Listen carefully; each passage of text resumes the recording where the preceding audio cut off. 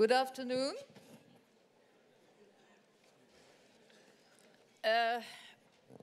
We are going to discuss about trade.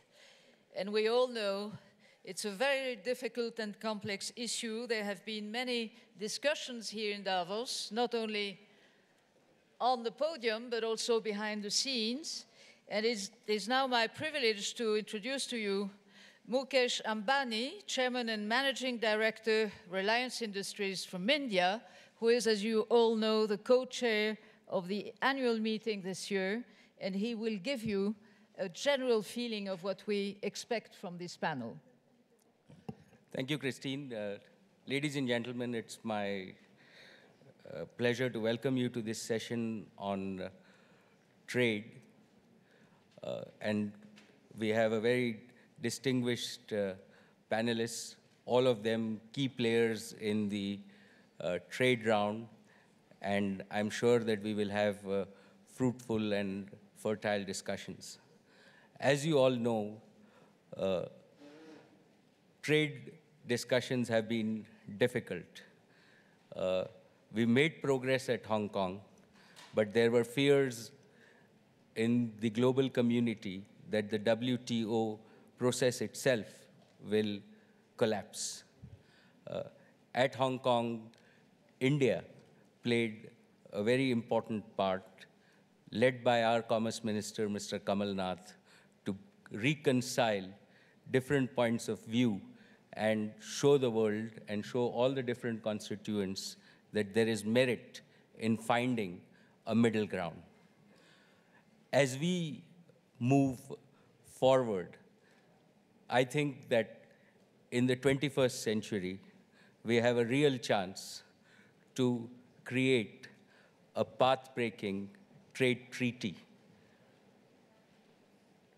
What has happened in the past is that countries, individual groups, as well as national alliances have taken entrenched positions and defended their positions.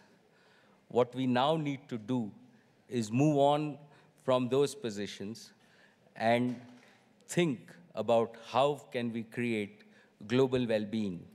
We have to be aware that the global community and the world population is looking at this trade process for prosperity to them. To my mind, what is at the core of these processes really are three issues. The first issue is how do we put the process back on track and get some meaningful results by the end of this year. The second is we need a clear roadmap on agricultural subsidies and get that out of the way. And the final one is that the world has responsibility to see that globalization brings prosperity to the poor. We have to usher in an era of trade where prosperity is shared by all. And the responsibility for that falls more on the developed world than the developing world.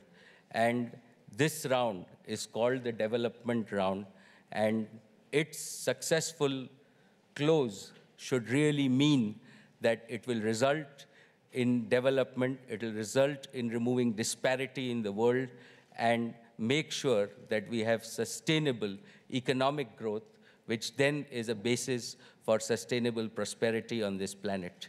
And I would like to welcome all the distinguished panelists, and I'm sure we'll have a very fruitful discussion. With this, I'll hand over to Christine. Thank you, Mr. Ambani, for setting up the general goals and indeed what is at stake in these discussions. I will now ask all the panelists if they would please come and join us on stage. There are many of them, as you can see from the number of seats. I think we couldn't possibly have one more. So would you please come and join us, and I will introduce them to you once they are seated. Voilà.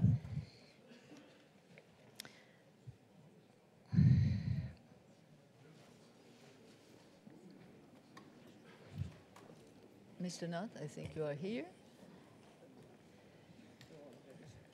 Hello.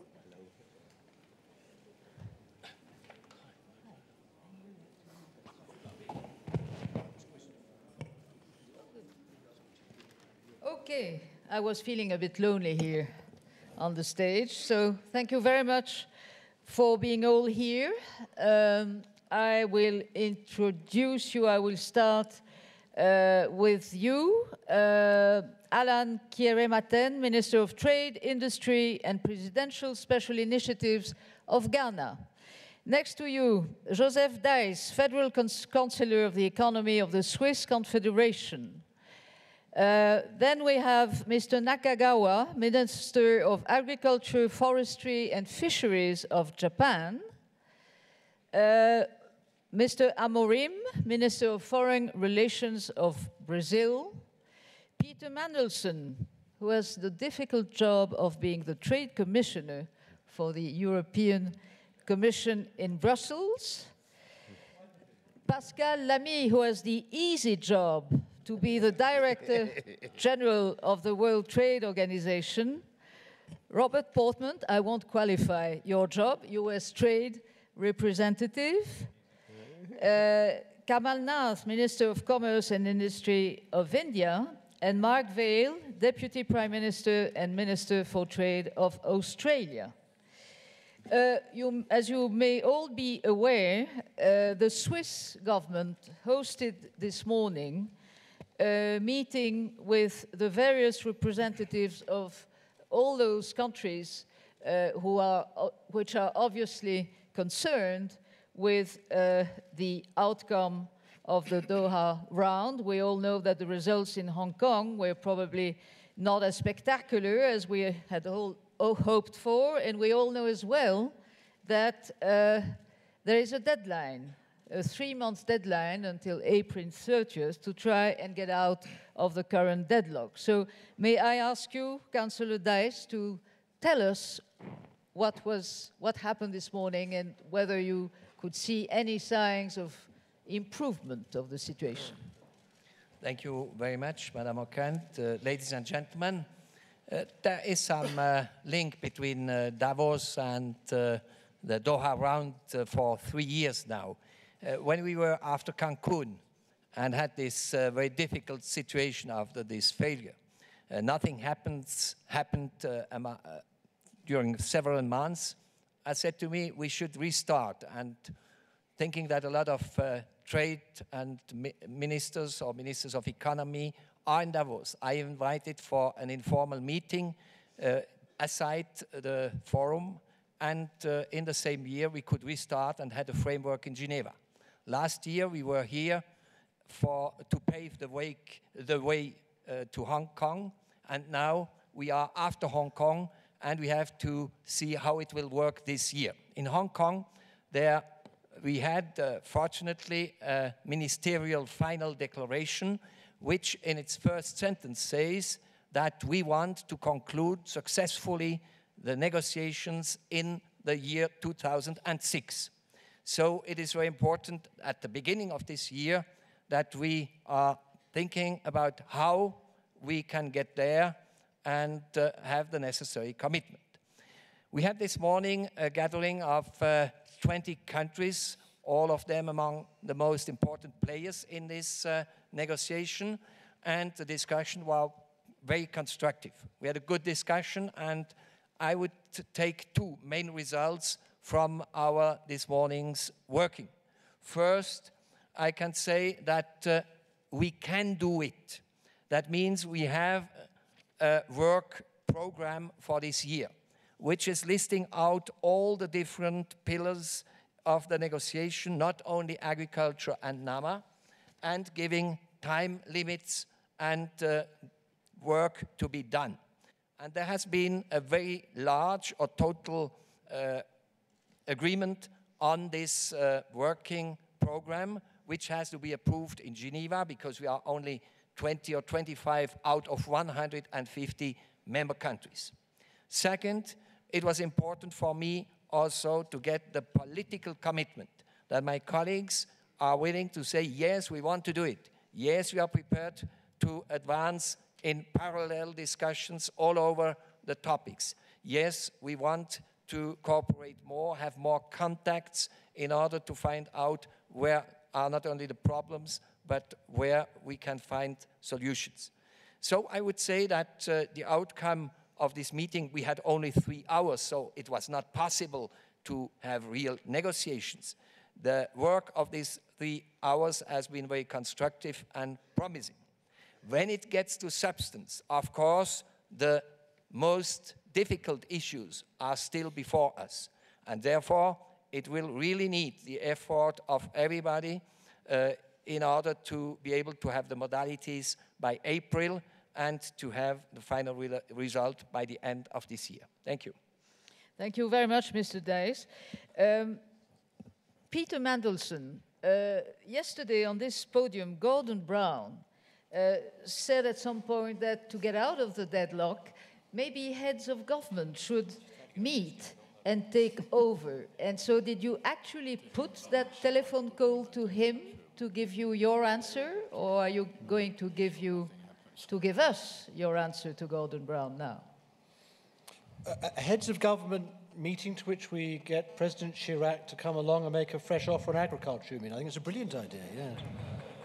I think it's an inspired suggestion by Gordon Brown. Look, there's work to be done, and it may be that at a particular stage in this negotiation, it would be useful to get heads of government together. But that's a sort of one-shot initiative. You can only do it once, and therefore you have to make sure it's done at the right time, because you can't keep doing it.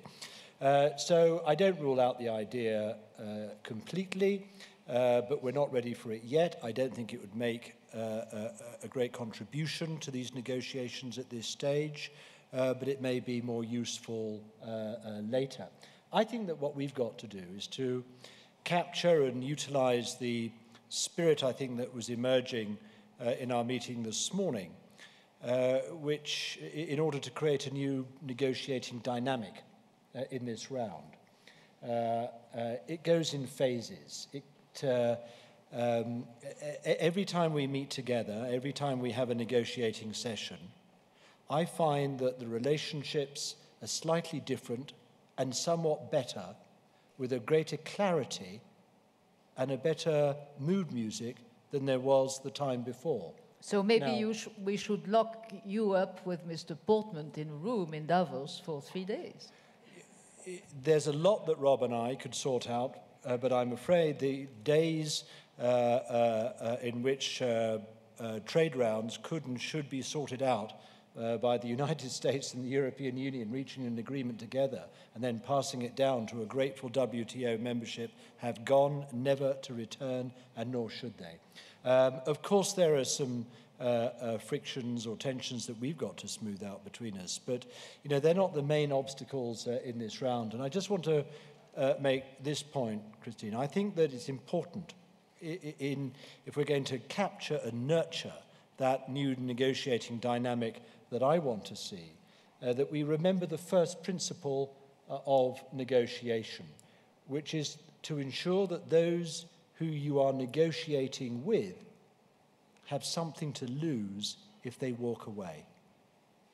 Now, at the moment, there's not enough on the negotiating table to make everyone feel sufficiently that if the talks collapse tomorrow, which they're not going to do, then they would have something really to lose that they really wouldn't want to lose, and that they would really drive them back to the negotiating table. And it's when you get more on the table to negotiate about and to make those essential trade-offs and bargains between different countries' offensive and defensive interests in a negotiation like this, that that you're really getting somewhere. But didn't you say yesterday that the EU had, I'm quoting you, lose next to nothing if there's a failure?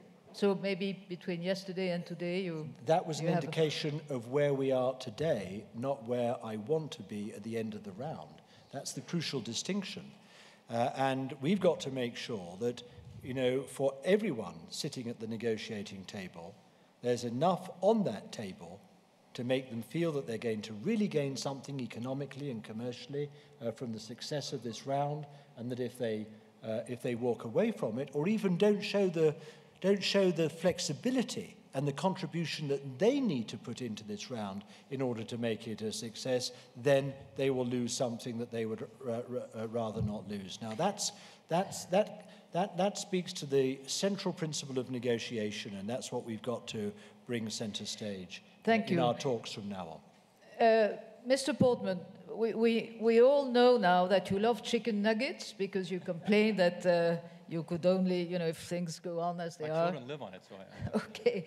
Now, what we also know, all of us who are interested in those difficult topics, is that it seems that your only preoccupation, maybe a tactical one, is on agriculture. But would you be willing, in the spirit that Peter Mandelson has just spelled out, to put a sort of first offer on industrial goods and services in order to get the negotiations started again? Yeah, first of all, can I respond to Peter's points? I agree with him on the dynamic of a negotiation, but I would put slightly differently what we have to lose. And I know he agrees with this. If the Doha Round does not come together, we all lose. I mean, certainly Europe does, the United States does. The analysis by the University of Michigan recently on the round shows that if you ended up with full liberalization, which we're not likely to do, but if you did, the United States would see over a 5% increase in its GDP. The EU actually is over 6%, as is Japan. I challenge you to name any other initiative we're talking about this week at Davos, and we're talking about everything from energy prices to the effect of the consumer market in the United States being a little less energetic. What could create that kind of potential economic gain? I mean, this is what we have to lose, all of us. And if we keep that in mind, I think we can work through some of these tougher issues. The United States has a very clear position across the board, and we have never focused on agriculture solely. We do believe that agriculture is essential to have the round come together, really for three reasons. One, it's essential for the development part of the round. Again, the analysis shows that most of the gains to the developing countries will come in the agriculture area. That makes sense. That's why Doha put agriculture at the front of the round. That's why this is such a tough issue also. Agriculture was not in 8 of the 9 last rounds. It's a relatively new issue. It's where the highest tariffs are. It's where the highest trade distorting support is. So you have to get at agriculture to have the round come together to have it meet the development promise. Second, there are many people up here, and I won't speak for them, who are exporters of agricultural products who can't see the round come together, as Peter has said rightly, unless they see something. What they see is agricultural exports. The U.S. is both an importer and an exporter. Our trade balance in agriculture is about even. We are an exporter, but we're also a major importer. But for some countries, it's even more crucial to their economy. Third, to be honest with you, the very dramatic proposal we've put forward on reducing subsidies, this is the trade distorting support that's part of the Doha Round, recall. It's not just about reducing tariffs, it's also getting at trade distorting support. In order to hold that in the United States, it is only fair to our farmers and only politically feasible if we can also show that there will be additional market access. We have relatively low tariffs in the United States compared to other countries in agriculture. The global average, by the way, is 62%. 62% is the average agricultural tariff, more than twice that of the manufacturing tariff. So for those reasons, agriculture, I think, is critical to have the round come together. But from a U.S. perspective, we strongly support all of the liberalizing aspects of the round, and that includes the so-called NAMA discussions to reduce industrial tariffs. We have a proposal on the table already, so Christine, I'm happy to do it again. But our proposal, as you know, is the Swiss formula with dual coefficients. And we in the EU and others have worked very closely together on that, and we'll continue to, because we believe it's part of the success of this round. It's also part of the development promise, by the way. It's the largest part of trade by far. Finally, on services. The United States has a huge interest here, obviously, because we have a healthy services economy. In fact, we have a surplus in services. This year, our deficit in terms of trade, our current account deficit will be nearly $800 billion, I believe, once the final figures come in from December. So we are facing historically high trade deficits. In services, we'll have a slight surplus. The European Union and others, Japan and others, India also have a strong interest in services. We're working very closely with them, and we'll continue to.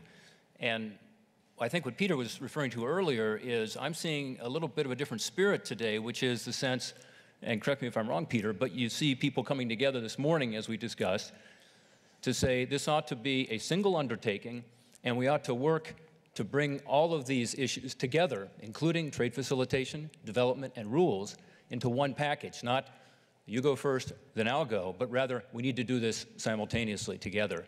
That is the way you come to a successful conclusion. Thank you, but let's not turn this into a dialogue between the rich, although it's very much what's happening in Davos most of the time. And let's turn to you, Minister Kyerematen from Ghana. How do you react to this more positive mood that Councillor Deiss was telling us about from this morning's meeting? Well, let me put my answer within a context. I think that there's no debate anywhere in the world about the fact that trade is and can be a very powerful catalyst for growth and development. However, I think increasingly many developing countries are becoming disillusioned about whether the multilateral trading system can indeed deliver the prosperity that it promises. And this feeling of despondency has arisen primarily because even though we have described the Doha Round as a development round, members have failed to put development at the center of the negotiations. And it is important that as we get back on track, that we tackle this issue of development. And as I'm sure you are aware, when we talk about development, there are specific development-related issues, those relating to implementation, special and differential treatment, things to do with the cotton issue, and many others. However, beyond that, there's also a sense that if we can harvest early successes in all the negotiating areas, then in a sense, we will be addressing the development paradigm. And so it requires the political commitment of all members to ensure that this is indeed a development round. But I would like to suggest that there are two critical success factors that will be able to drive this. First is that there needs to be a greater convergence between the United States and the European Union on the various positions that they've taken. Because can you imagine a situation where the EU, in their various positions, address the fact that they are seeking the interests of the poor developing countries? The United States also, in all their positions, address the fact that they want to support the development of poor countries. So if the two groups can come together, obviously, then I think the poor developing countries ought to be the winner, unless they are not telling us what they actually mean. But beyond this first pillar, the second pillar is for us, that's the developing countries, both poor and developing, to achieve greater alignment between their interests, because obviously we are all developing countries, but there are differences in our interests. And unless we are able to achieve that alignment of interest amongst us as developing countries, then the development paradigm would also not be addressed. So in conclusion, I think that it requires political commitment on the part of all of us, but the developed countries have a responsibility, not just a moral responsibility, but also a responsibility under the rules and the values underpinning the whole negotiations to ensure that development becomes a major outcome of the negotiations. Thank you very much. Let me now turn to you, Mr. Amorim. There are indeed, our friend was talking about cotton, and indeed we all know there are conflict of interest between countries which are in different stages of their development. But again, it's not north-north neither, but it is pretty much at times a south-south confrontation. What, in your view, would be the key argument to go forward in order to meet the April 30th deadline? Well, I think, may I make one comment first? I mean, although this round is not about copyright is not an issue. Let me just claim to President Lula's the idea of having these heads of state government. It was in a phone call to Prime Minister Blair. So I think Gordon Brown, with all due respect, took the idea from that phone call. So Peter should blame President Lula. That's if you would, yes, anyone. But, or either blame or praise. I mean, that will depend, yes. But in any case, I think this is crucial for the following reason. I mean, unlike many people, at least in the media, have been saying, I don't think we are in a deadlock. Actually made very important progress until now. And I think that's true. And if you look back to what we had before Doha and what we have now, I think important progress was achieved. Not enough to be completed. And I think there is still an important gap. And this gap, I don't want to go into technicalities, but agriculture is very central for this round for many reasons that we all know, although we know also it's a comprehensive round and we have other subjects. But we arrived at a stage that in order to have further reductions in subsidies, especially in domestic support, there must be advances also in the pillar of market access. And just the two things just don't match. There is a gap there. And that gap requires real political leadership. I mean, it's not for trade negotiators, they may be good, but as, you know, like Clemenceau used to say, war is too serious to be left to the generals. I think we need here political leaders to take the difficult political decisions. And if someone claims that he wants the welfare of the poor countries, the third world countries, and the poorest of the poor, they have to take the burden of the leadership. It's not words, it's deeds. And I think making progress in agriculture, as it was universally said by everybody that sat in Hong Kong, from Ghana to Brazil, from Senegal, who is here, to Nigeria, or to Argentina, agriculture is central. It's not the sole subject, but it's not the only subject, but it's central. And I think there's still a gap that goes beyond the powers of Mr. Mandelson or my own power. So I think that's why that kind of meeting will be needed at some point. If I may say one more thing, if you allow me, it's very interesting because we had a meeting with the international business community yesterday, I believe. And the business and the government officials, the ministers among us were complaining that business was not so much interested. And when I look at this audience and I look at the people here, it's always us talking to us, to ourselves again. Where are the business people? And the reply I have to that, actually, with some exceptions, of course, I know some here also, because actually most of the things that the business people in the rich countries wanted, they got in the Uruguay round. So it's no wonder that it's now it's now the NGOs and the other sectors of public opinion that are interested in this round, much less than the big business. Thank you very much. Mark Vail of Australia, do you subscribe to the remark of Mr. Amorim? Well, the reality is, Christine, that the agricultural exporting countries have been pursuing reform in agricultural trade for a long, long time. The years and years that were spent negotiating in the GATT before it became the WTO and industrials and services have been refined dramatically ahead of agriculture. There's an expectation that agriculture should be treated at least equally in terms of trading rules and the removal of export subsidies and impediments to trade the same way as industrial goods have been for many, many years. And that's why to the outsider there seems like there's this extraordinary focus on agriculture, and that's the reason, because it's so far behind other areas and it needs to catch up.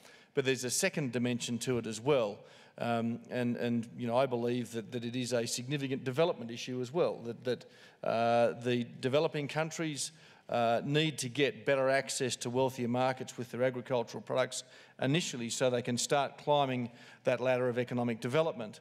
And so you've got an interesting mix of countries within the WTO that are great advocates for reform of agriculture. And if you look at the group that Australia chairs, the Cairns group, or the group that Brazil chairs, the G20, I mean, there's a broad mix of countries in there right through the full range of development that are pursuing improvements in agricultural trade. But of course, if you look at the issue that we're confronted with this afternoon, you know, a trade compromise for now, well, you know, to the outsider, I suppose there are high expectations every time we go to a ministerial meeting. The expectations built right up, and if there's not sort of almost a completed round come out of that ministerial meeting, it becomes a failure. And so I think that collectively, whether it was by design or not, expectations were lowered a little bit on the way to Hong Kong. But we haven't lowered our expectations for the round. We lowered our expectations of what we could achieve realistically in Hong Kong. And if you think about it and compare it to previous ministerial meetings, and that was the 4th one I'd attended, it was quite successful in what it did achieve in terms of the development issues. In advance of Hong Kong, I think we finally, Pascal, dealt with the TRIPS and public health issue, which has been around since Doha. We dealt with an issue of great importance to the least developed countries, and that was duty-free, quota-free access to markets of the world. There's some countries like Australia, like the European Union and others that had unilaterally done this a number of years ago. And then, of course, there was one of the most sensitive issues that had been around since Cancun, and that was the cotton issue for the four West African countries. So those things got dealt with. You know, we managed to agree on an end date for export subsidies of 2013, something that agricultural exporters have probably been pursuing for 50 years. And so there may have been some compromises, but we'd prefer to think in terms of the outcomes of our negotiations as trying to find the balance amongst all the players, and often that does require a compromise. But to move forward from here, the whole process now needs to move forward on a broad front. Many of us say that agriculture's got to lead the way. Well, from here on, the whole range of issues must be dealt with together. Otherwise, we're not going to be able to take the next steps. Thank you. Mr. Nath, there's, of course, a great deal of emphasis on agriculture, but services are of key interest to India, and I think that particularly here in Davos, we've all been extraordinarily impressed with the display of India's know-how and also hopes for the future. What is, in your view, would be the key argument, again, to meet the April 30th deadline? Well, I think agriculture, of course, has to be sorted out, but we must have the same mass in agriculture, in industrial goods and services. Somehow, whenever we start these discussions, we get gravitated towards agriculture. It's important. It's important because it's the most structurally flawed. And the greatest artificiality in global trade is in agriculture. So we do spend considerable time on this, but that doesn't mean, and we should not let that agriculture gets all the mass, NAMA, industrial goods, services, rules, so on and so forth. Because this round is not an agricultural round, this is a Doha round. And more than a Doha round, this is a development round. And it's a development round, the success of this round will be judged on its developmental components. Now, what do you mean by developmental components? It means that economies of Africa, the LDCs, have they come into the global economic mainstream? It just doesn't mean India.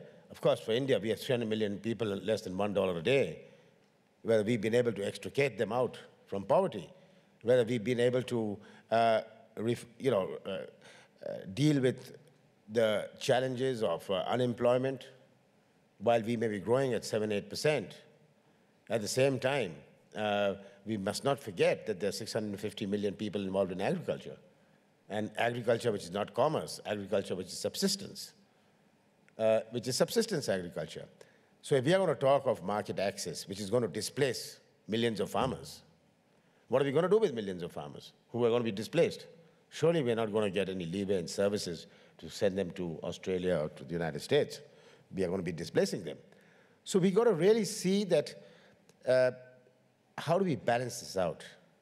We don't want to be protectionists, but they are ground realities. And if it's a ground reality, at least now, Hong Kong, post-Hong Kong, pre-Hong Kong, sensitivities are being recognized, whether it is India, whether it is Africa. And one of the good things which came out from Hong Kong, which has not been mentioned, with the emphasis it should have, that we dealt with LDCs. It came up as a priority. We dealt with the issues of cotton. We dealt with, we put mass into some of the developmental issues. We need to put more.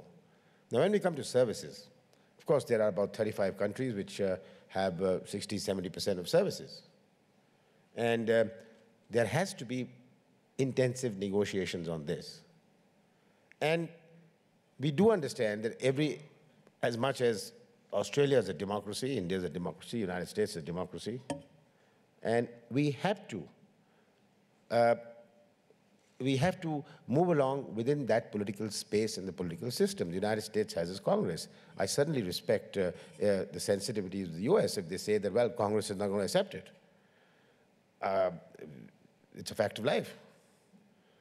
And if it's a fact of life, we have to see how do we work around it. Similarly, where there's a problem for India, that it must, in the end of the day, I think out of this round should be that what does everybody get out of it?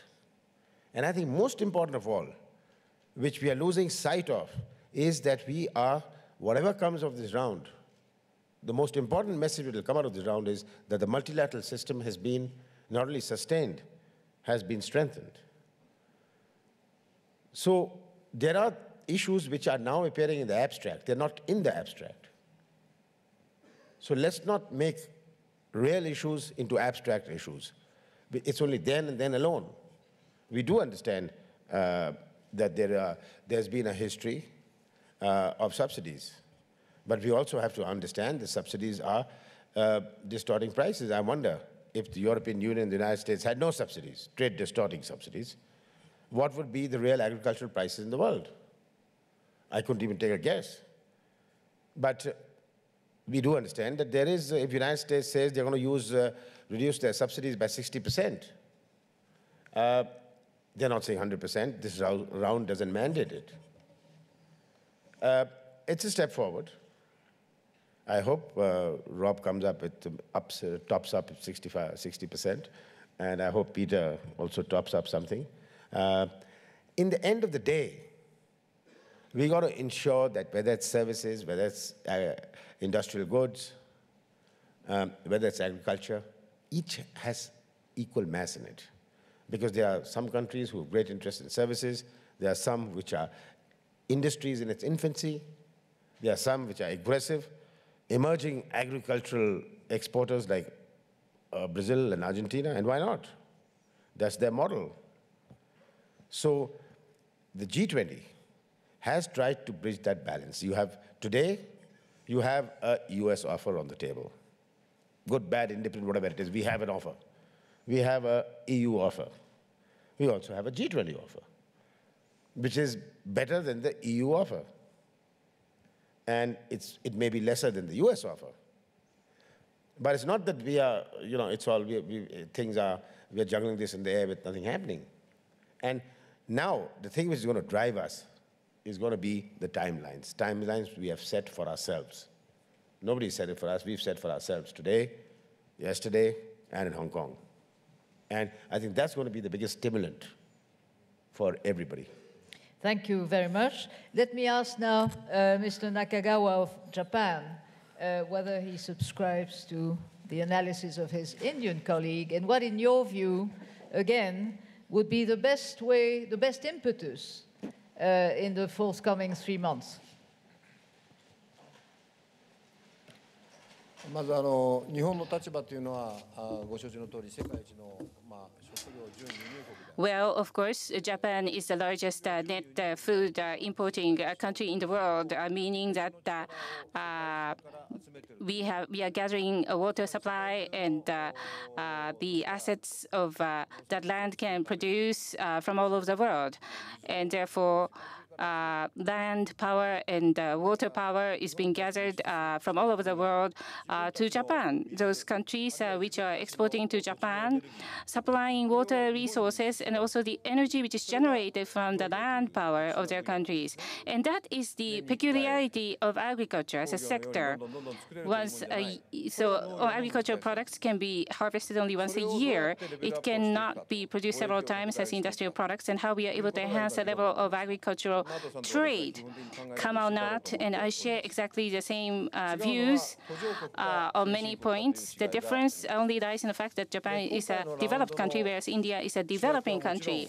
Of course, the major player, the major pillar of this round is development, and therefore the major player is the developing countries. And of course, Celso Amorim always calls me on this, that amongst the 150 countries, only a dozen or so countries can claim themselves to be developed countries. Even if we count 25 member countries of the EU, they total only 33 countries, and the remaining 120 countries are developing countries. The remaining 120 countries are coined as developing countries. But amongst the developing countries, there are Brazil, India, and China, and they are also classified as developing countries. And even some OECD members claim themselves to be developing countries.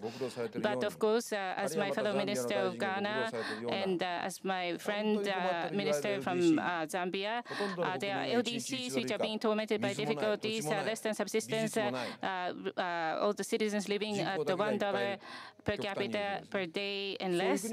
And there's a lot of population in these countries, and they are also developing countries. So I must be clear-cut about this, but we have to have clear definition with regard to developing countries. And one of the success was the result of the Hong Kong Ministerial. In the Hong Kong Ministerial, to the LDCs, the small economies, we were able to provide aid for trade and integrated framework, the IAF. And I think this is indeed a great achievement which came out of the Hong Kong Ministerial. And I think Mark Vail mentioned this a bit. But how shall we strike a balance between agriculture and industry?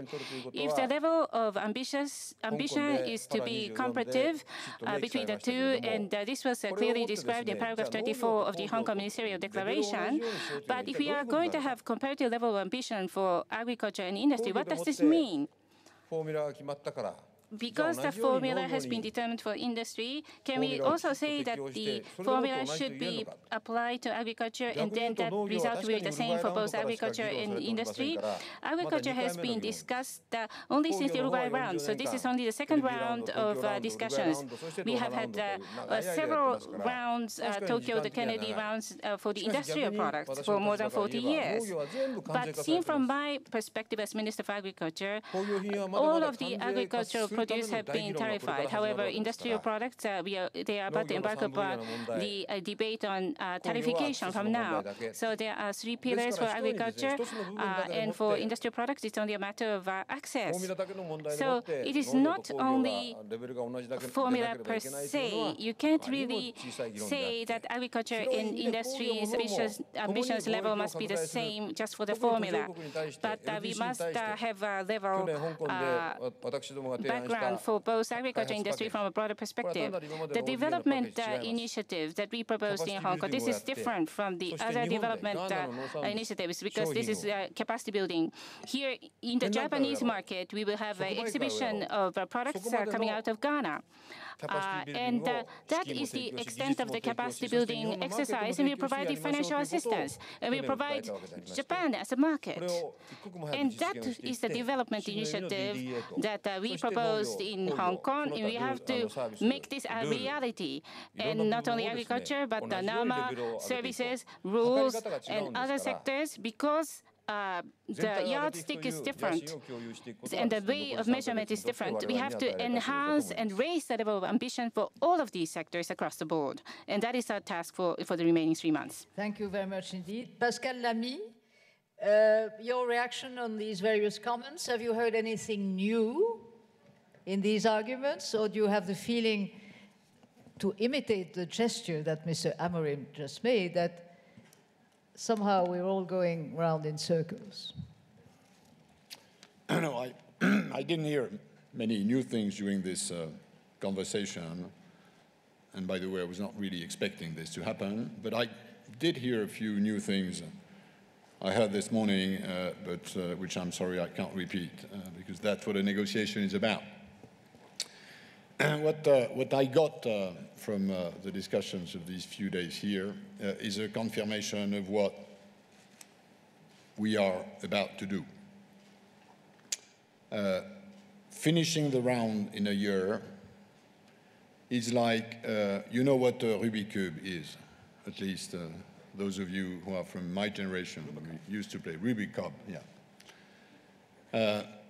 it's like fixing a Rubik's Cube with 150 pair of hands. And we only have a year to do that. And in order to do that, we need to sequence things. We need to have a sense of where the priorities are, which is what we, I think, discussed and what appears quite neatly from what the various negotiators have just said. And the reality is that, I mean, two of these colors have to come first, which is now agriculture and industrial tariffs, assuming the services color comes by itself. And you have here the major players. On agriculture, the EU will have to move on market access, and the US will have to move on disciplining domestic subsidies. That's pretty clear. Japan and Switzerland will have to do both, and they are also here. On industrial tariffs, which is the second color, Celso, Amorim, and Kamal, Nath will have to move, and there is a sort of missing player here, which will also probably have to move, although it joined WTO more recently, which is China. That has to happen, but once these two colors are there, the remaining colors will also have to fall in place. And the sense I got from the discussions these days, bilaterally, and this meeting which Joseph Deiss shared this morning, is that the picture of the end game is starting to appear in the brains of the guys who are here. Of course, none of them will disclose at this stage their own vision of what the final picture is. So we can go home? No. That would be, and then I wouldn't advise them to do that. That probably would be tactically unwise. But it is starting to happen. And the realization that we only have 1 year to put together the world trading system, which will succeed for the next 10 years, the one that was put together 10 years ago, and I think here in Davos, I mean, we have a fairly accurate view of how rapidly things change. I think they now all share this, including the major actors of this round, which are developing countries. And I can tell you that's a big difference with what happened 10 years ago. So because I'm feeling this is slowly appearing, of course, with a lot of, I mean, all these people here are formidably clever. And they are surrounded by formidably clever tacticians. At the end of the day, it's the people here who have to remind them that it's great to have plenty of tactical brownie points in your pocket. That's great. But you also have to fix the thing, and that's what I think starts to appear. Well, okay, so as we're all very clever, we knew that already, obviously.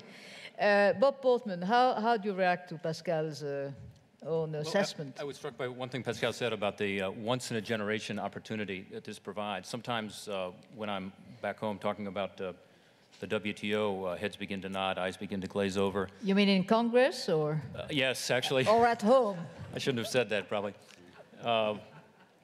But no, it's complicated stuff, and trade rules are complicated, and it sometimes seems, you know, what is this all about? It is once in a generation. I mean, this is only going to come around once every 10 or 15 years. And as we've seen with the Uruguay round, which took 9 years, I believe, to get completed, it takes a while. We're in our 5th year now. It's time to bring this to a closure. But it is incredibly important, not just for the global economy. I talked about the shot in the arm the global economy can get and what other initiative can promise that, but on development. A lot of members talked about development. I just, again, people can quibble with statistics, but it seems to me that there is no question, certainly here in Davos, we saw it this week, that those economies that have embraced more open trade have done better. And in the 1990s, you could point to Chile or Korea, South Korea. You could also point more recently to India and Brazil and China. The World Bank study says that per capita income grew by almost 3 times faster for developing countries that lowered trade barriers, 5% per year than for developing countries that did not. which was 1.4% for those that did not in the 1990s. So that anecdotal information is out there. We see it. We live it. But look where U.S. investment is going.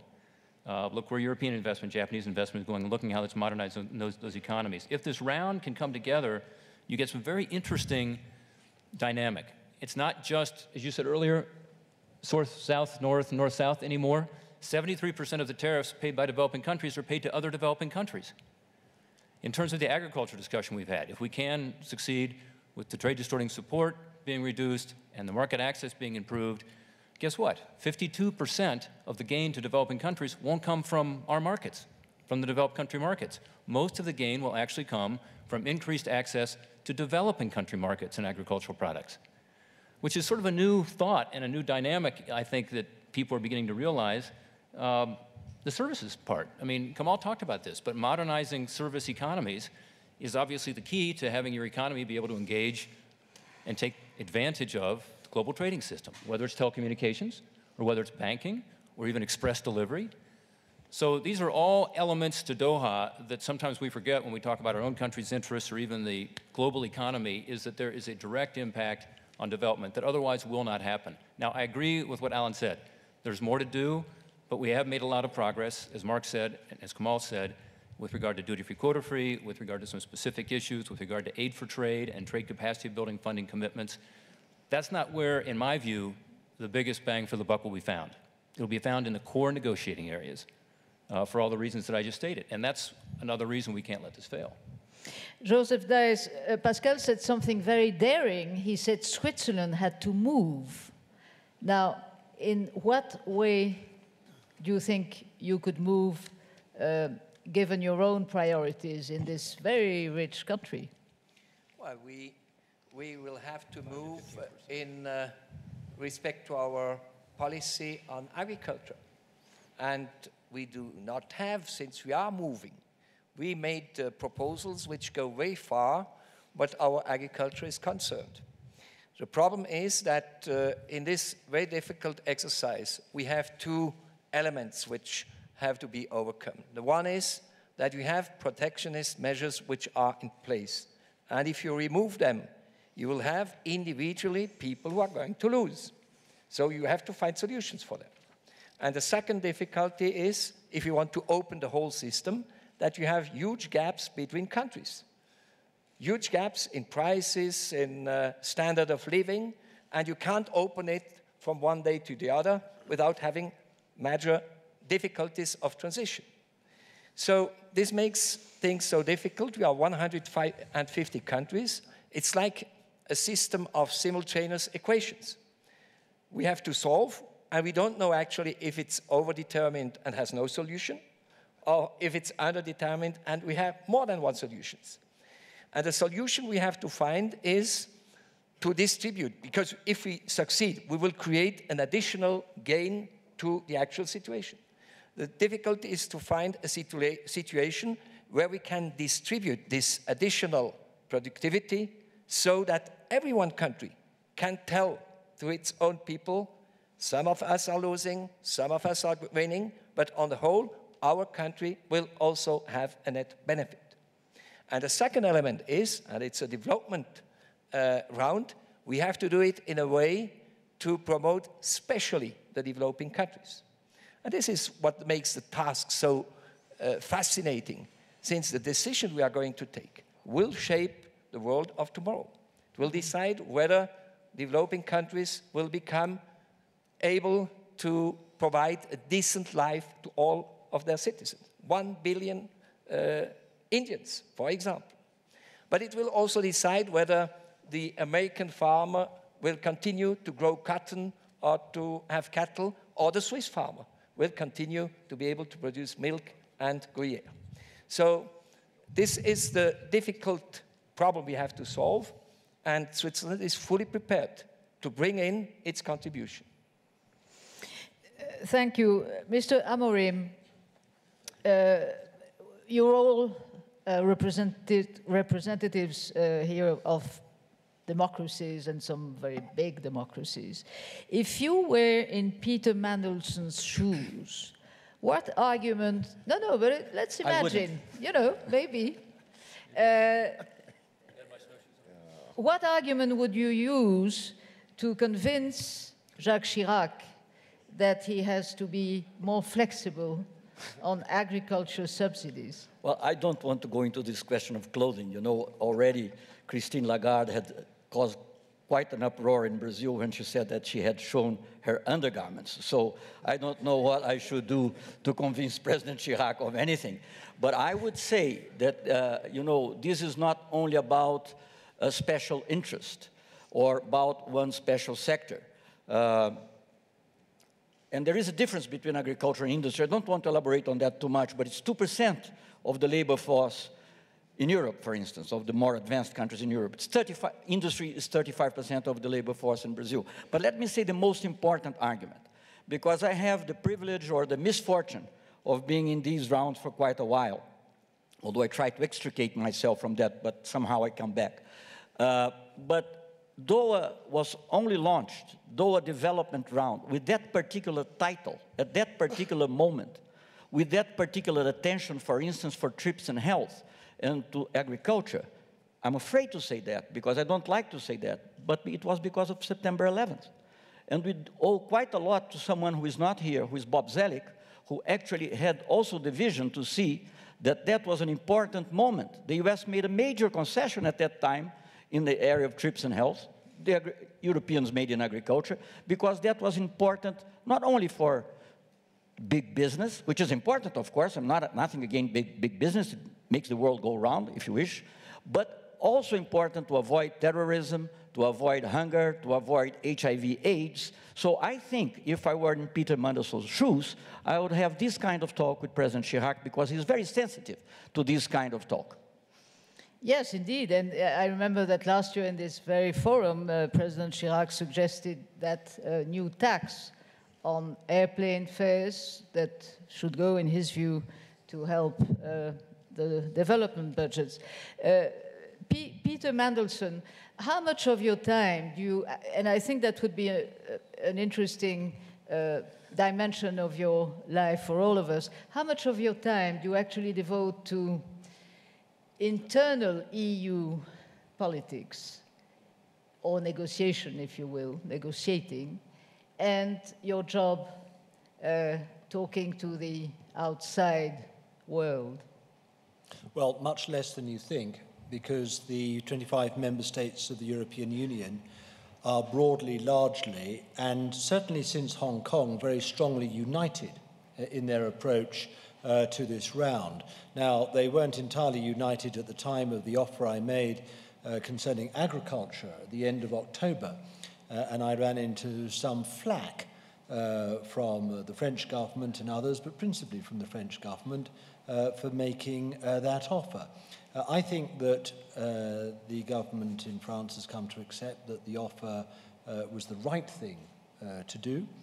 And I think that they and the other member states are clear in their mind that because we want this round, passionately want it to be a success. Why?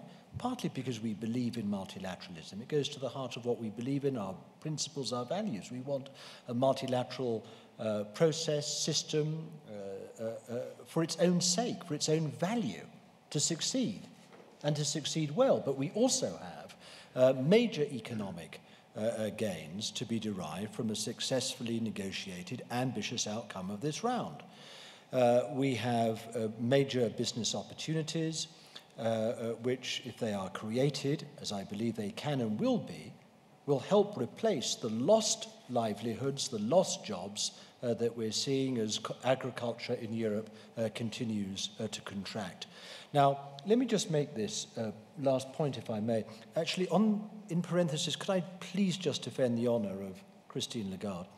Christine Lagarde, not all of you may know, is the French trade minister.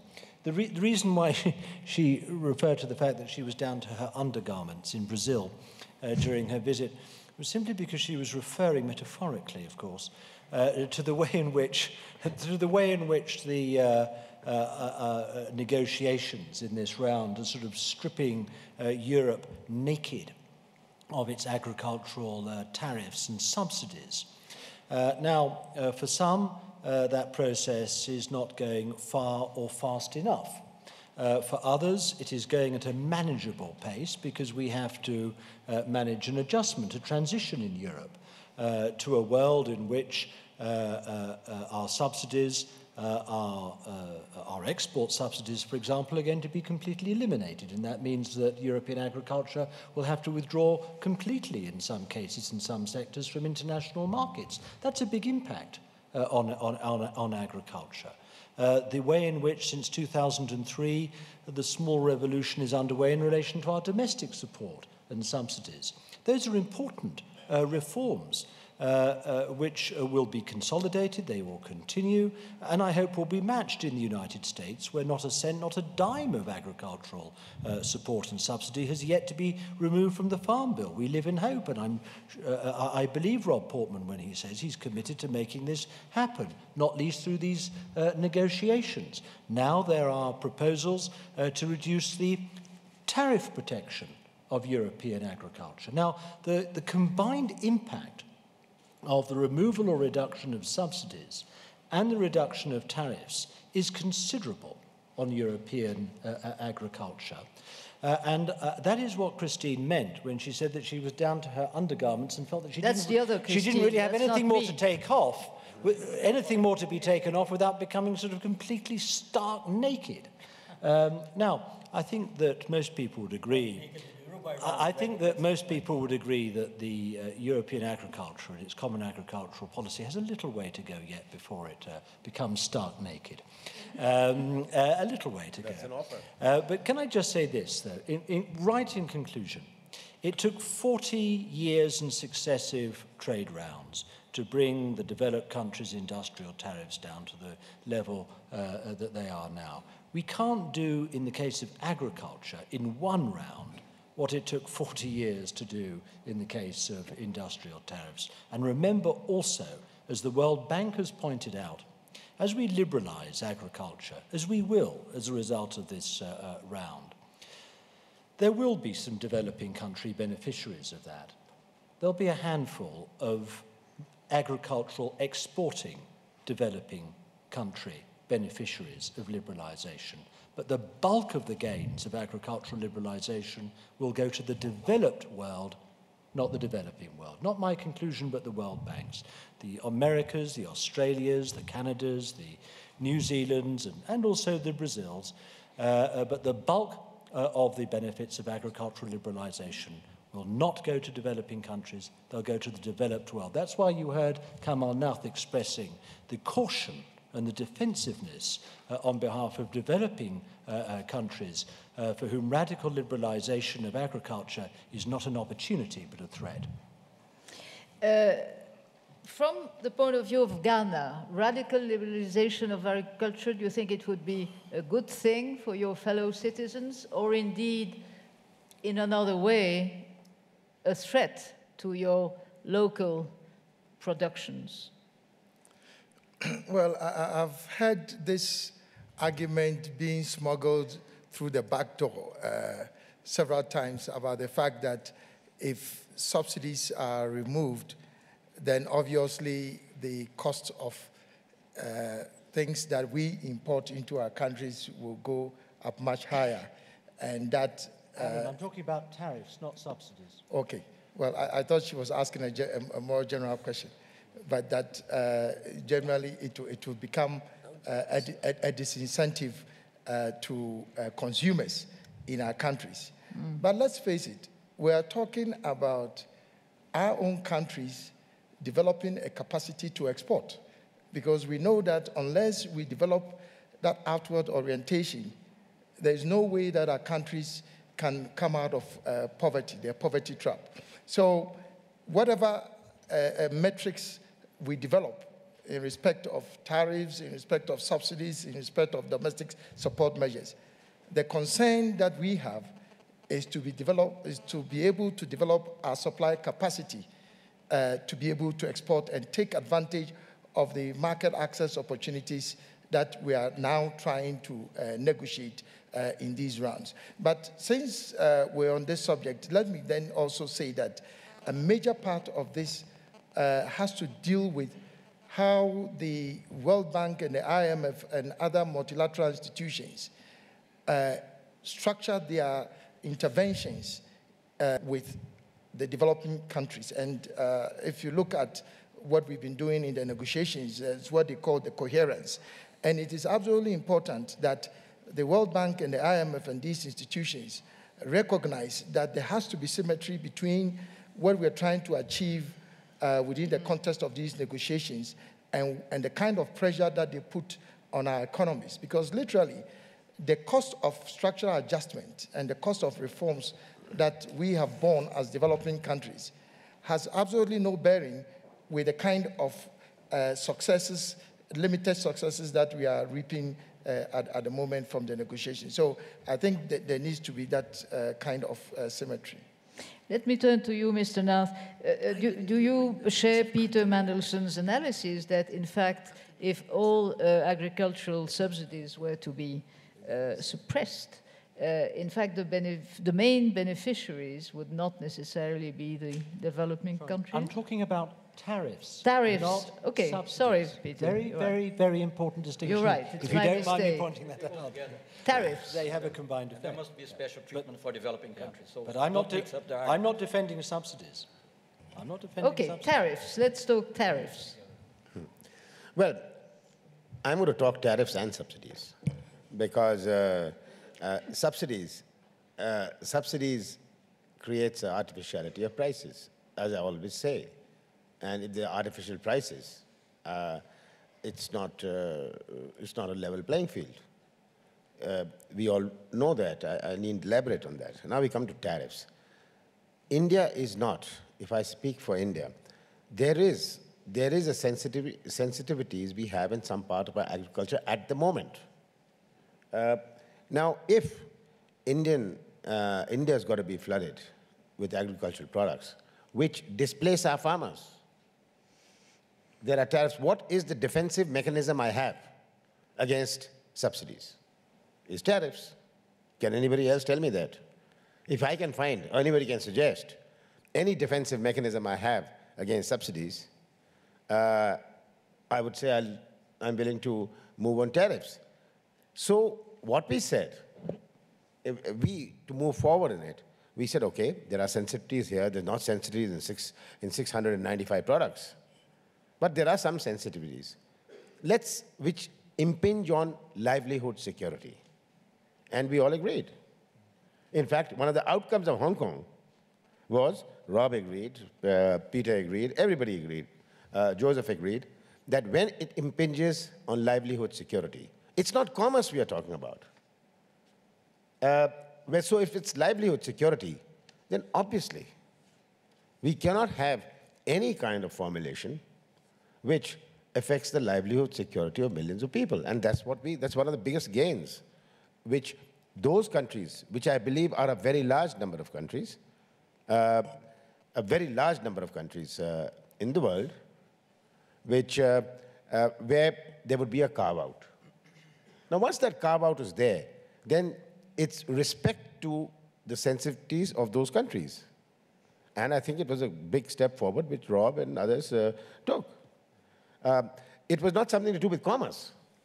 So I'm trying to distinguish between commerce and livelihood security.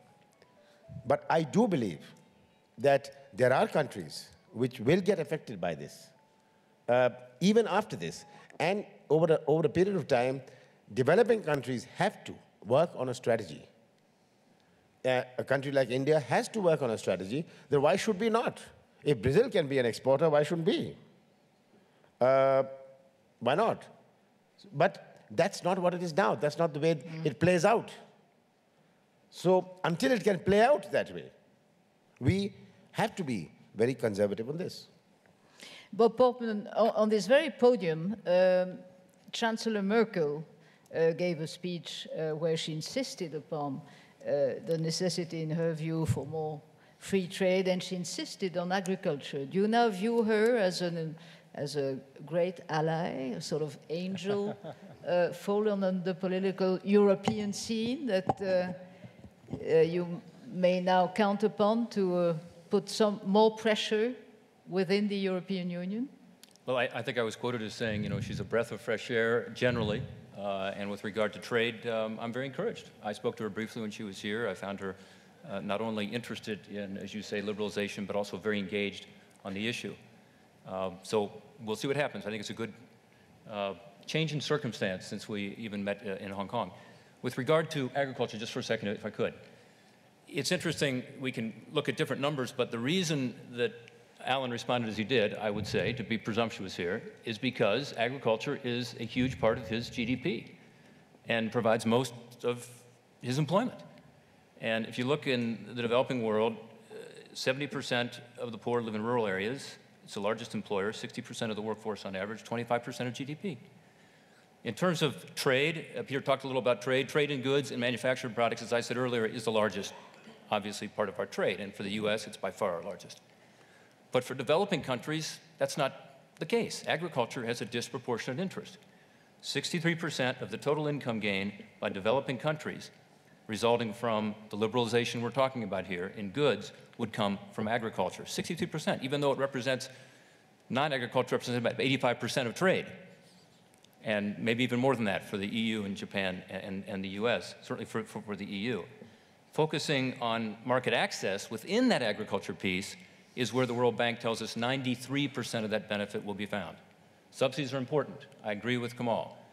As Alan said, it's kind of a mixed blessing for some countries because it may raise food prices, but you're willing to put up with that because you can compete. And you can compete if the subsidies are down. But 93% of that benefit comes from market access. So as we look at this issue, I think we have to look to the Africa Group's statements themselves, where they put agriculture as a core issue. Domestic support, as well as market access. And if you look at their statement they made before the Hong Kong group, it was very clear. Market access was at the top of the list because it only makes sense given the current dynamic. So I encourage us to combine all of these together. Again, as I said earlier, I think only a single undertaking works. And I think Peter is right on when he says, in Europe, in the United States for that matter, and other countries, we need to be able to see everything come together. I think Brazil feels the same way. But without dealing with this agriculture issue, as difficult as it is politically for the United States and for all of us, we will not be able to meet the Doha promise. What is the Japanese point of view on that? Do you think, Mr. Nakagawa, that indeed your economy, I mean, beyond the issue of agriculture, that your economy, with its many priorities, where would it be the most beneficial for you? What would be the most beneficial result of these trade negotiations beyond agriculture? Well, as I mentioned earlier, Japan is the largest net food importing country, largest agricultural importer. Because Japan is a resource-poor country to begin with, we are importing resources from all over the world and adding value and re-exporting them. And that is how livelihood is made for Japan. And for this, we must assure peace and prosperity from all over the world. And I was talking with Alan from Ghana, but at the Hong Kong Ministerial, in meeting the African group colleagues, I was looking at the piece of information and looking at the export products of the African group, quite inclined towards agricultural products and also mineral products. Only those two. And the number of products is quite limited. Maybe cotton accounted for more than 50%. And I was most astonished by a certain example. 95% of export of a certain country was coffee, and only coffee. And how would such countries be able to achieve development if they want to convert from other crops from coffee, or are they going to raise the productivity of their coffee produce? In any case, export subsidies must be tackled with. It is unavoidable. Japan does not extend any export subsidies, and that's why I was able to totally agree with my colleagues from the African group. Japan is importing from all over the world. Let us take petroleum, for instance. United States, China, Japan, And we are the major importers. And last year, the crude price, there was an up hike, and WTI $70 was the price. Japan, United States, we were at great difficulty. But I think in Asia, Southeast Asian countries, developing countries, were faced with greater difficulties because of the hurricane, not the United States, but the Central American and Caribbean countries, which were faced with the greatest problems because they are resource-poor countries, and therefore they are mostly impacted by the up hike in the crude price. And that is the crux of the problem for the global economy. Those countries represented on the stage now, we are strong vis-à-vis any crisis. Because the economically impoverished countries, how can we achieve their development? If we can achieve the development of these countries, that will benefit those countries themselves, but also Japan and other countries in the world. Of course, we rely on international community, international economy, and we are willing to contribute to the international community. And that is why we tabled the development initiative for the sake of the benefits of the African countries, not only on the demand side, but we are willing to provide supply-side assistance. But that is not only for the benefit of the recipient countries, but also for the benefit of Japan. And of course, that is the most focal point with regard to the development round, poverty and diseases and conflicts and crimes. And once our nations are more prosperous, if 90% of the export relies upon coffee, how can we raise the added value of their products for such countries? And this is the important agenda not only for Japan, but other industrialized countries. And even amongst the developing countries, there are countries such as Brazil and India, which are quite powerful. And we have to have international cooperation to achieve this end. Mr. Amorim, what is your reaction? I just had one short word about something that sometimes leads to confusion. And I think one of the pieces, if I can, being a bit immodest in that, because we had a role on that, of important political engineering in this round was precisely the creation of the G20. Because in the previous rounds, people could say what Peter Mandelson has just said. The interest of Brazil is not the same as the interest of India, so and certainly not the same of Tanzania. Well, it so happens that now we have the G20 in which Brazil, India, and Tanzania are members. I'm just mentioning three, and I mentioned Tanzania because it's an LDC. And I think what the Minister of Ghana just said confirms my point. All the members of the G20, I was just replying on a note to Peter, either are or can become important agricultural exporters, provided subsidies go down and artificial barriers go down. So we were able to dismantle this argument that it is only for Brazil or Argentina or Australia. It's for every one of the poor countries. Of course, in different degrees, in different moments, and we have, and I quite agree with what my Japanese colleague has just said, that Brazil and India and others have also to do things for the poorer countries, and we are prepared to do. One final thing, if I may, because I saw also, I heard the argument that because we are only dealing with agriculture more recently, while we dealt with industrial goods for the last 40 or 50 years, it has to go slowly. I think it's the other way around. I mean, Michael Douglas was here trying to fight against nuclear weapons. I'm also against nuclear weapons. I would hate to hear the argument someday when you really start to eliminate the nuclear weapons, say, well, we can't eliminate the nuclear weapons because we're dealing with the small weapons for a long time and we're not able to eliminate them yet. So that's what subsidies are, nuclear weapons. Thank you. Peter, would that be a favorite comparison for you? I'm not sure I quite follow the comparison. I'm not saying that we should go slow on agriculture. I'm saying that we can't complete all that we need to do in agriculture in one round. That's all I'm saying. It's not a sort of major insight. It's just a sort of observation. And I think we just have to understand that. And of course, people are right to be ambitious in agriculture. But please, let's see this in perspective. Agriculture represents what? 3%. 3% of world trade. Heaven knows what minute proportion of America's trade it represents, and yet the overwhelming bulk of the comments made by the United States Trade Representative this afternoon have been about agriculture. Now, there are no doubt reasons for that. I would prefer to hear a case made for agricultural reform on behalf of developing countries by developing countries. And I just make 2 points. I do not want a simple developmental model based on agriculture to be imposed on developing countries. Developing countries that have shown the major economic growth and developmental performance have been those that have moved and expanded into manufacturing and services.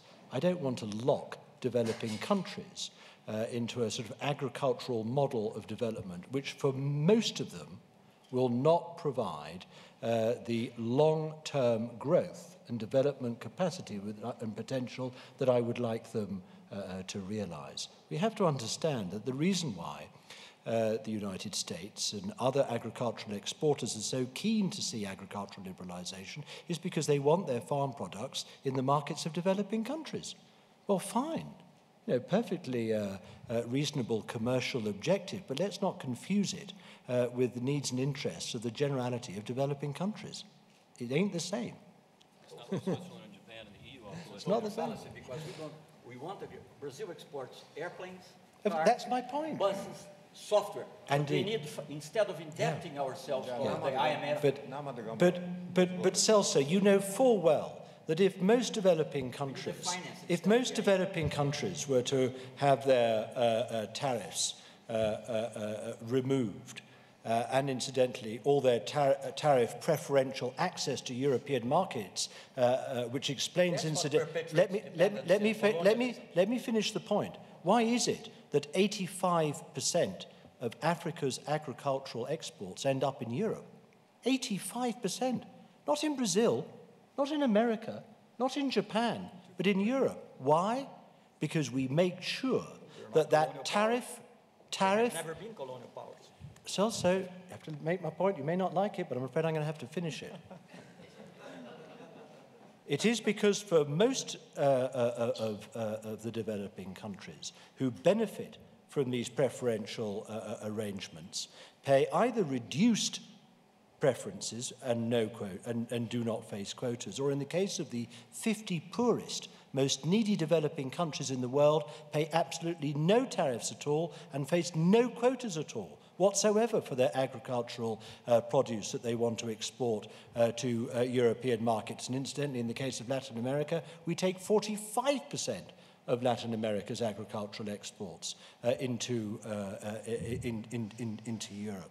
Now, the reason why developing countries are nervous, not about removing subsidies, trade distorting subsidies, and we all support the removal of those, but why they're more cautious and why they're more nervous about liberalization of agriculture, i.e. the reduction or removal of tariff barriers, is because they know that it wouldn't be they who were benefiting from that. It would be the more competitive developing countries, but the very competitive agricultural exporting countries in the developed world who would be wiping the floor with them, and their subsistence farming and their very small, hopefully to grow agricultural sectors will be wiped out by the more competitive giants. That's why they're cautious, and they're right to be.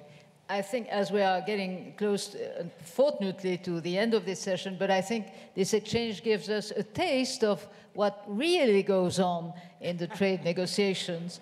I'm sure, gentlemen, you will all agree if I leave the last word to Pascal Lamy, as indeed he has that job to handle.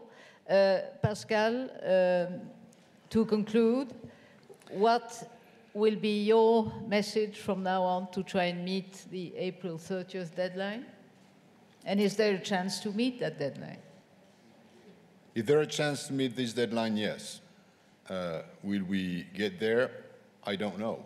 It's a human endeavor. They all have to work extremely hard, including in their domestic constituencies, because as we all know, trade in the world of academics is nirvana. You know, in the world of academics, trade would be free for everybody, everywhere, always. We simply do not live in that world. We live in a world where trade negotiators have to pass the ratification of trade agreements before their national parliaments. And that's a slight complication which some academics don't always take into account.